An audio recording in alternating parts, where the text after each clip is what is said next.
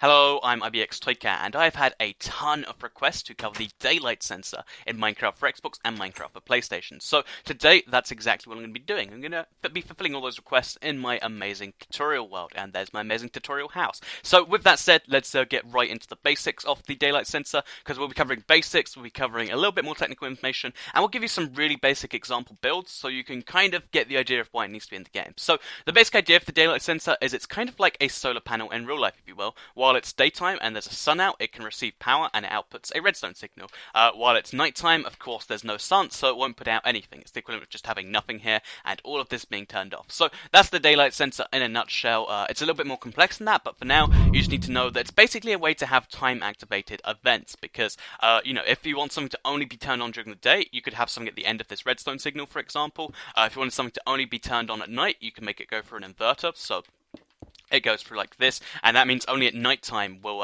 this piece of redstone here be powered. You can do lots of weird stuff like that, and that's what I'm going to be explaining in this video. So with that said, let's get more into the details of it, because it's a cool thing, and it requires a little bit more in-depth to really understand. So basically, the thing about the daylight sensor is, one, right now, it should require you to have a direct line of sight to the sky, and then it can kind of track the sun. Right now, however, it kind of tracks the sun without having a direct line of sight to the sky. As you can see, there's gold blocks above this. It shouldn't be able to see, but it's still getting power just the same, which I think is slightly interesting, slightly weird, but I'm imagining that'll be patched out, so don't rely too much on this for your builds, or it will eventually break. But with that said, during the time of day, basically there's 4 times of day. There's daytime, which is when the sun's anywhere from there all the way over to there. There's nighttime when the moon is out, and then there's dawn and dusk, which is where we are right now. We're in dawn, because the sun is just risen. It hasn't fully risen yet. The more it rises, the more power goes through this. As you can see, we're not all the way to the door yet, which is when we know it's full daytime, and there's also on the other side when it's dusk and the power starts to go away.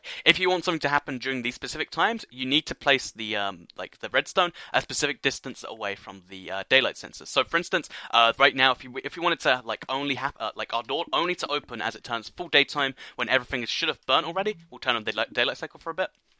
And as you'll be able to see, if we let the sun go for a little bit longer, this bit of redstone here, which currently isn't powered, will magically just be powered in a second. There we go. So that means if you want a certain position of the sun to be mapped to your thing, you just need to work out exactly how many redstone away to put it. If you want the safest setting, I believe it's something like 10. So 1, 2, 3, 4, 5, 6, 7, 8, 9. We could have gone an extra block this way if we really wanted to, but 9 means it's most of the way through the day. This is what most people consider daytime, and it means our house will only open during the daytime, because when it turns nighttime, let's just simulate it without this. Of course, what will happen is it will shut the door, and if we want to get in anyway, we can use this lever, of course.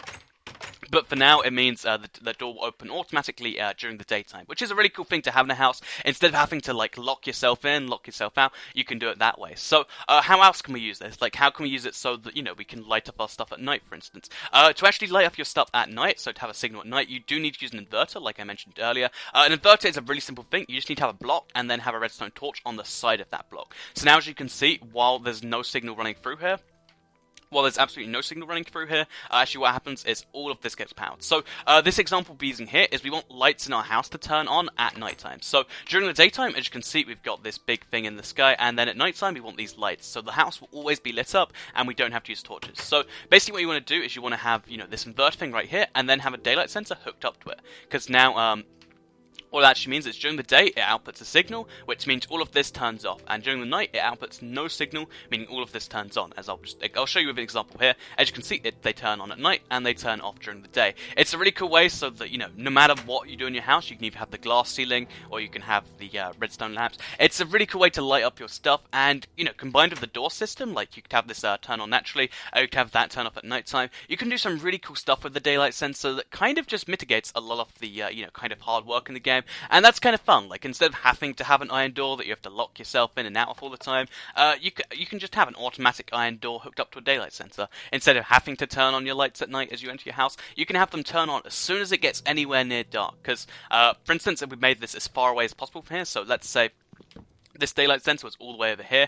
That means as soon as we lose even a little bit of day, so even as soon as like the tiniest bit of day goes away and it ends up here, that means the lights will turn on, and it's the easiest way to make things safe. So the daylight sensor is a really cool block. It's got a lot of things going for it. Hopefully one of these examples helped you. As you can see here, redstone lamps turning on at night and the door opening during the day. If they did, please do like the video and let me know. Share it if you really liked it. The daylight sensor is a really cool block, and that's all cool. And subscribe if you're new around here, because I make a lot of tutorial videos and a lot of update videos in general. So thank you for watching this video. I hope you enjoyed it, and I'll see you in the next video.